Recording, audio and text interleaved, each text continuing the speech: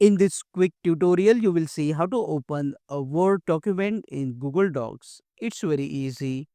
First, go to the Google Docs and then click on blank document.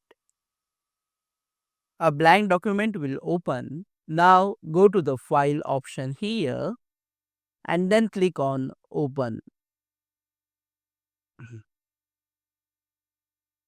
You will see a drive like this.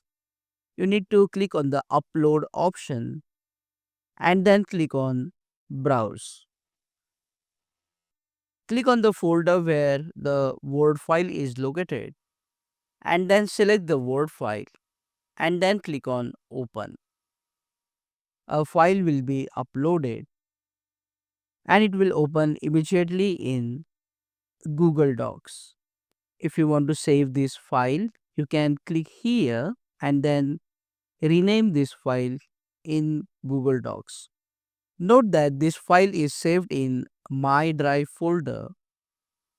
This My Drive folder is actually Google Drive.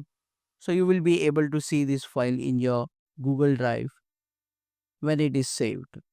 You can also go to the file option and under the download after making the changes, you can click on Microsoft Word document and can save the changed or updated document on your computer. Click on that like button, comment below and let me know if this video solved your problem. And don't forget to check out these useful videos if you want to learn Google Docs quickly. See you again in the next one.